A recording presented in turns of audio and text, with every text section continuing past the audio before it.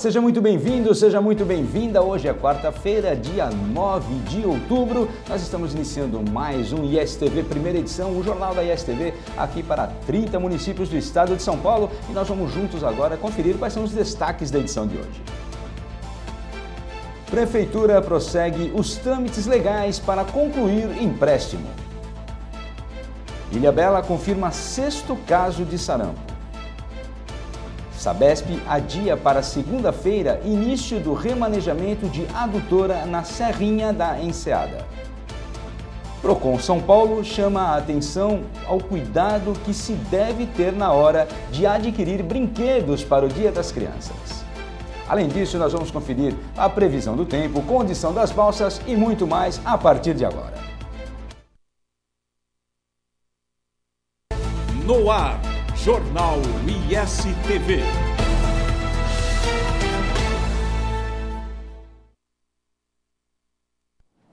Vamos agora com um pouco de mais do mesmo. Nós temos noticiado aqui a questão do empréstimo referente aí à Prefeitura de Caraguatatuba, que prossegue com os trâmites legais para concluí-lo.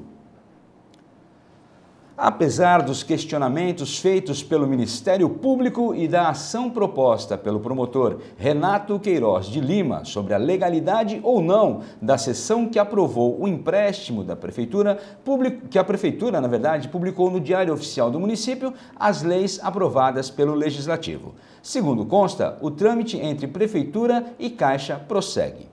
Um vereador que votou pela aprovação do projeto argumentou em off que o pedido de financiamento ou empréstimo não é ilegal e, caso fosse, não poderia ser autorizado nas cidades vizinhas. Para ele, tudo não passa de uma briga entre situação e oposição. É bom lembrar que, recentemente, o Legislativo de São Sebastião aprovou empréstimo de 140 milhões de reais solicitado pelo prefeito Felipe Augusto, do PSDB. Em Ubatuba, o prefeito Délcio Sato, do PSD, obteve autorização do Legislativo local para emprestar 20 milhões de reais da Caixa Econômica Federal. Tudo indica que em Caraguá o problema teria sido na tramitação do projeto, ou mera briga política. A Prefeitura e a Câmara não quiseram se manifestar sobre os questionamentos feitos pelo promotor e pelo juiz José Mário Estevam da Silva. Bom, e nós vamos aqui continuar tentando entender isso, né? Se é realmente importante para o município essa quantia, por que não está sendo aprovado? Se não é importante, por que está sendo pedido esse valor? O orçamento não é suficiente? Existe algum problema? Enfim, nós, munícipes, precisamos de uma resposta até para entendermos o que é bom ou o que não é para o município. Uma vez levantada essa possibilidade, queremos acreditar em quem está no comando que seja realmente um valor necessário. Agora, se por outro lado existe aí uma briga política, nós não podemos ficar pagando essa conta. Precisamos definir rapidamente isso, porque tem outras coisas a serem votadas, outras coisas a serem discutidas na Câmara. Não podemos, sessão após sessão, ficarmos somente com a discussão de se é legal, não é legal. Agora, vem aquela história que é assim, é bom ou não é bom para o município? E aí, é só legalidade? É só briga política? Vamos entender melhor isso, né? Nós aqui da ISTV continuaremos de olho. Ilhabela confirma sexto caso de sarampo. A Vigilância Epidemiológica confirmou ontem o sexto caso de sarampo em Ilhabela. A vítima é uma jovem de 20 anos. Ela passa bem. De acordo com a Prefeitura, ela mora no bairro do Reino e o local passou por bloqueio vacinal. A cidade ainda aguarda resultado dos exames de 8 pacientes com suspeita da doença. E mais uma vez eu vou chamar a atenção para o alerta, né? E é triste quando e eu vou ser repetitivo sim, quando eu digo sobre uma doença que estava erradicada desde 1997 ou em torno disso, e agora nós precisamos ficar atentos, preocupados, correndo atrás de vacina, tentando entender. Então, por favor, é importante que nós tenhamos atenção total com quem está ao nosso lado e vamos buscar todos os meios para evitar uma nova epidemia, se é que ela já não está aí instalada, né? Sabesp adia para segunda-feira início do remanejamento de adutora na Serrinha da Enseada. A Sabesp informou ontem que adiou o início das obras para remanejamento da adutora de água do quilômetro 116 na Serrinha da Enseada, em São Sebastião. Os trabalhos, que deveriam começar hoje, terão início somente na próxima segunda-feira. Segundo a concessionária, a mudança tem relação com o feriado nacional de Nossa Senhora Aparecida, celebrado no próximo sábado. Conforme explica o superintendente da Sabesp no Litoral Norte, Rui César Rodrigues Bueno, a decisão teve como fator essencial a quantidade de veículos que certamente transitarão pelo local. Ao iniciar a intervenção no trecho, a obra continuará pelos próximos 60 dias ininterruptamente e o acesso ao local se dará por meio de operação pare e siga, ocasionando lentidão no tráfego. Procon São Paulo chama a atenção ao cuidado que se deve ter na hora de adquirir brinquedos para o Dia das Crianças. A data é comemorada no próximo sábado e traz desafios na hora de escolher o presente mais apropriado. Foi pensando nisso que o Procon São Paulo divulgou uma cartilha com alertas. Um levantamento feito pelo Núcleo de Inteligência e Pesquisas da Escola Paulista de Defesa do Consumidor do Procon revelou que, entre outros consumidores que costumam comprar brinquedos, apenas 25% afirmaram que nunca compraram brinquedos sem o selo de certificação.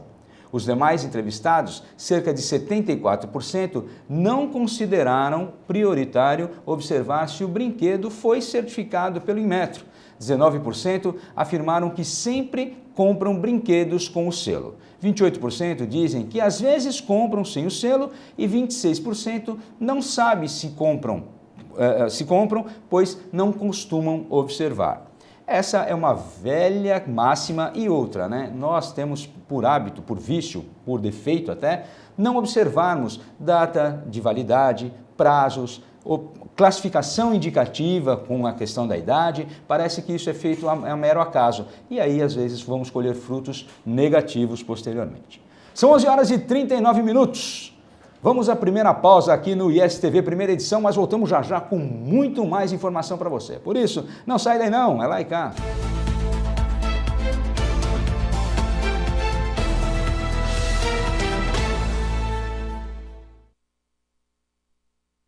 Às 11h42, nós estamos de volta com o ISTV Primeira Edição, aqui pela ISTV. São 30 municípios que nesse momento nos acompanham. Aqui no Litoral Norte ainda estamos operando apenas pelo aplicativo e pelo nosso site. Aliás, onde você estiver, poderá acessar ambos e acompanhar a nossa programação aqui, o istv.com.br ou ainda pelo aplicativo ISTV HD. Em Santos e região, a nossa sintonia é pelo 36.1. Seja muito bem-vindo, entre, fique à vontade, participe, contamos muito com a sua participação por aqui.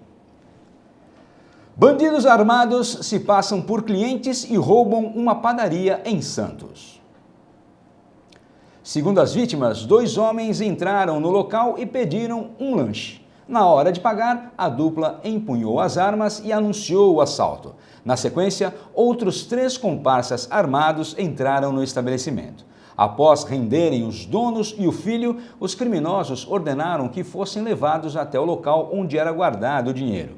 Eles levaram a quantia de R$20 mil, que, segundo as vítimas, seria utilizado para fazer o pagamento do aluguel do imóvel e para uma fornecedora. Além disso, os bandidos levaram as alianças e os celulares das vítimas. O caso foi registrado no 3º Distrito Policial de Santos, na Ponta da Praia, e segue sob investigação da Polícia Civil para identificar os criminosos. Até o momento, ninguém foi preso. Jovem é preso por tráfico de drogas em Itanhaém. Uma diversidade de drogas embaladas em porções individuais para a venda e varejo estava na mochila transportada pelo rapaz. Policiais militares o prenderam em Itanhaém. O lugar da captura já é conhecido como ponto de tráfico. O suspeito, de 19 anos, caminhava pela rua e correu em direção ao mangue ao avistar uma viatura da Força Tática. Os policiais detiveram o rapaz. No bolso da blusa do rapaz havia R$ 137. Ele carregava uma mochila na qual foram apreendidos 24 papelotes e 227 cápsulas de cocaína, entre outras drogas. Além disso, 2 cadernos com anotações referentes à venda de entorpecentes também foram encontrados. Segundo os PMs, o rapaz admitiu envolvimento com o tráfico no Belas Artes, mas não revelou quem são os seus fornecedores. Corpo é encontrado entre pedras no Canto do Forte, em Praia Grande. De acordo com o Grupamento de Bombeiros Marítimos, o GBMAR, a vítima é Félix Menezes, de 22 anos, que estava desaparecido desde o último sábado. Segundo o GBMAR, banhistas localizaram o corpo entre as pedras na praia do Canto do Forte no início da tarde de ontem. Eles acionaram as autoridades, que se dirigiram até o local. Após fazer o resgate no mar, os bombeiros procuraram pela família de Félix, que foi até a praia para reconhecer o corpo.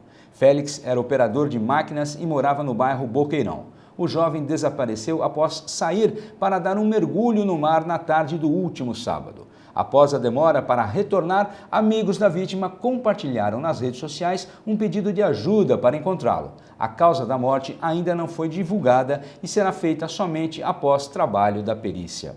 É uma morte que a gente lamenta demais, mas que infelizmente nós falamos aqui, repetimos, como todos avisam, é muito difícil, o mar não é brincadeira. Então, ao mergulhar, ao se divertir, é necessário que se tenha todo o cuidado do mundo. Não digo nem que ele não tenha tido cuidado, pode ser um acaso, algo que tenha acontecido, talvez não tenha sido afogamento, porque ainda não tem o principal, a causa mortes de verdade, mas de qualquer forma, fica o alerta, vamos tomar todo o cuidado porque ainda assim será muito pouco.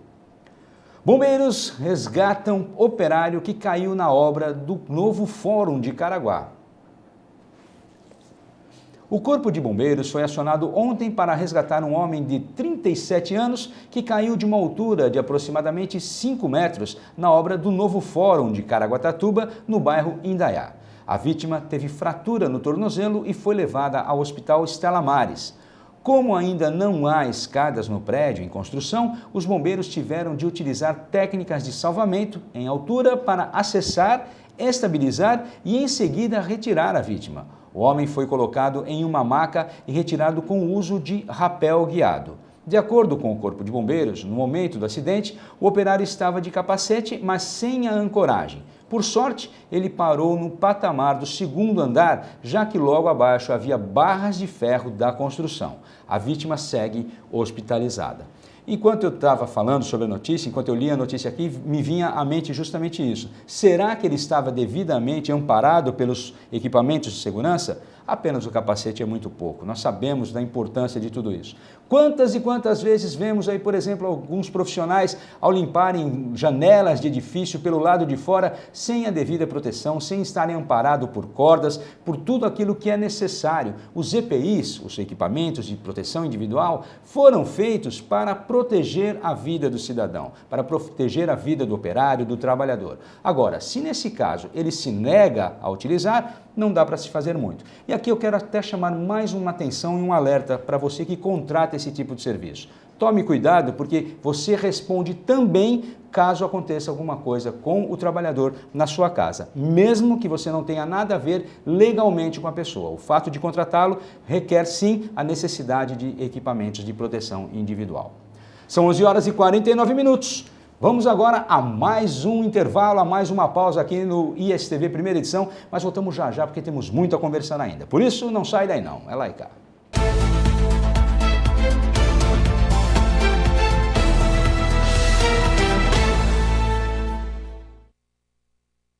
Estamos de volta com o ISTV Primeira Edição, são 11h52. Vamos conferir agora como é que fica a previsão do tempo para o dia de hoje.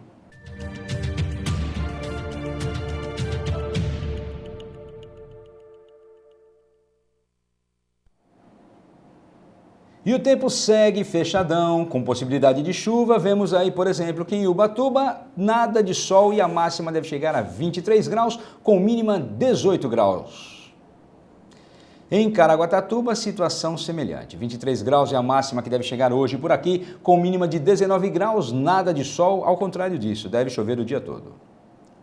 Em São Sebastião, ainda um pouco mais frio, veja só, 21 graus é a máxima que deve chegar hoje, 18 graus a mínima e nada de sol.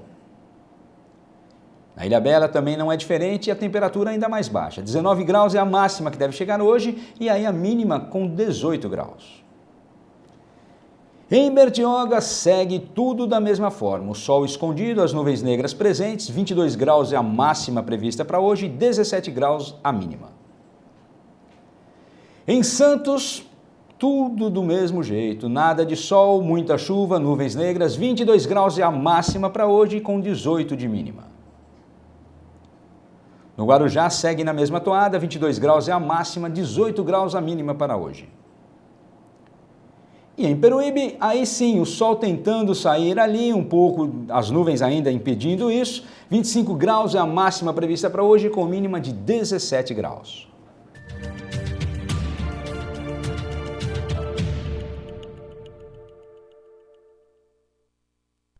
Às 11 horas e 54 minutos, a gente confere agora como é que está para a travessia das balsas no litoral norte e também no litoral sul. Segundo o site da Dersa, olha aí, São Sebastião e Ilhabela, os mesmos 30 minutos de quase todos os dias, isso porque a possibilidade de transferências de veículos nesse momento é de 175 por hora. Já no litoral sul, entre Santos e Guarujá, o tempo diminui, apesar de um movimento um pouco maior, e aí o tempo de espera é de 15 minutos. Lá porque são 490 veículos nesse momento que podem ser transferidos por hora.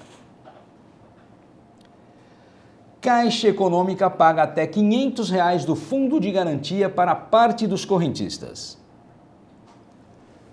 Os correntistas da Caixa Econômica Federal, nascidos em setembro, outubro, novembro e dezembro, recebem hoje o pagamento de até R$ 500 por conta do Fundo de Garantia por Tempo de Serviço. O valor será depositado automaticamente na conta poupança dos clientes. Aqueles do banco com data de aniversário em janeiro, fevereiro, março e abril já receberam o crédito em 13 de setembro. O pagamento dos correntistas nascidos em maio, junho, julho e agosto foi feito no último dia 27. Então dá uma corrida lá porque de repente você tem alguma coisa na sua conta. De acordo com a Caixa, o crédito automático só está sendo realizado para quem abriu conta poupança até 24 de julho de 2019. O banco estima que cerca de 33 milhões de trabalhadores receberão o crédito automático na conta poupança. Os clientes do banco que não quiserem retirar o dinheiro têm até 30 de abril de 2020 para informar a decisão em um dos canais divulgados pela Caixa: site, internet banking ou aplicativo no celular. Para os não correntistas da Caixa, o pagamento começa no próximo dia 18 e segue até março de 2020, conforme a data de nascimento dos beneficiários. Para saber os valores disponíveis para o saque, os canais de recebimento e as opções de crédito em conta, é só acessar o site da Caixa e informar o número do CPF, número de identificação social, do PIS ou do Programa de Formação de Patrimônio do Servidor Público e a data de aniversário. Os saques de até R$ 100 poderão ser feitos em casas lotéricas com apresentação de documento de identidade original com foto e número do CPF. Será feita a leitura da impressão digital no momento do saque e para quem tem cartão cidadão e senha, o saque poderá ser feito nos terminais de autoatendimento em unidades lotéricas ou correspondentes Caixa Aqui. Quem não tem o cartão cidadão deve procurar uma agência da Caixa. Então, se esse é o seu caso, se você está precisando aí de uma graninha extra, talvez seja uma boa oportunidade. Agora, não há necessidade daquelas loucuras de filas imensas, porque o dinheiro não vai sair de lá, tá? Vá com calma e com certeza você vai retirar também a sua parte. Prefeitura de Caraguatatuba promove segunda audiência pública da lei orçamentária.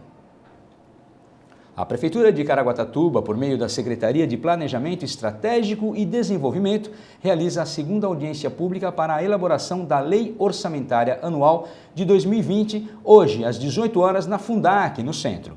O orçamento previsto para o ano que vem é de aproximadamente 988 milhões, incluindo os recursos do financiamento à infraestrutura e ao saneamento da Caixa Econômica Federal, alocados no Programa de Revitalização e Obras Pró-Caraguá. A Fundac está localizada na Rua Santa Cruz, número 396, no centro da cidade.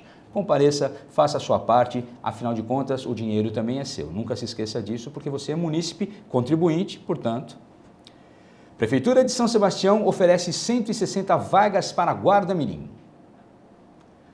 A Guarda Mirim de São Sebastião, que visa a inserção de jovens entre 14 e 17 anos no mercado de trabalho, oferece 160 vagas para o processo seletivo 2020. As inscrições podem ser feitas de 14 a 25 de outubro. O projeto socioeducacional promovido pela Prefeitura de São Sebastião, por meio da Secretaria de Segurança Urbana, a Segur, tem oportunidade de ingresso nos polos da Costa Norte, que compreende os bairros Cigarras, Enseada, Jaraguá e Canto do Mar. No centro, do São Francisco e Guaicá, e ainda na Costa Sul, do Toque-Toque Grande a Boracéia. Do total de vagas, 134 se darão por meio do processo seletivo, 12 se darão por mérito escolar pela Secretaria da Educação e outras 14 serão destinadas aos programas sociais geridos pela Prefeitura para pessoas em situação de vulnerabilidade social. As inscrições podem ser feitas no endereço eletrônico www.saosebastião.sp.gov.br ou presencialmente no Observatório Ambiental, no centro, de segunda a sexta-feira, das 9 às 12 horas e das 13h30 às 16h30, acompanhado do responsável legal do candidato, com a apresentação do original dos seguintes documentos: RG do candidato e responsável e comprovante de residência. A seleção dos candidatos será realizada com a aplicação de provas estruturadas em questões de nível fundamental com alternativas de múltipla escolha e redação dissertativa, envolvendo as competências da língua portuguesa, matemática, conhecimentos sobre São Sebastião e conhecimentos gerais. Medina está bem próximo da vaga para representar o Brasil nas Olimpíadas de Tóquio em 2020. O surfista de São Sebastião disputa as oitavas de final do Mundial de Surf em Rossegor, na França, contra o australiano Adrian Buchan. Quando entrar na água, Medina já saberá como foi a atuação de seu principal concorrente na liderança do ranking, o sul-africano Jordi Smith, que abrirá a primeira bateria do dia enfrentando o francês Jérémy Flores. Medina está cada vez mais próximo de garantir sua vaga nas Olimpíadas de Tóquio 2020. O Brasil terá 2 surfistas na competição. Brigam pelas 2 vagas: Medina, Filipinho Toledo e Ítalo Ferreira. Ítalo, que está em 5º lugar no ranking, também quer ir para as Olimpíadas, mas não conseguirá ultrapassar Felipe nesta etapa da França. Ele quer ir bem em Rossegor e tentar a vaga para Tóquio. E assim nós terminamos o nosso ISTV de hoje. Amanhã devemos voltar e contando com a sua participação a partir das 11h30 com novas informações, novas notícias e muito mais por aqui. Um grande abraço e até lá.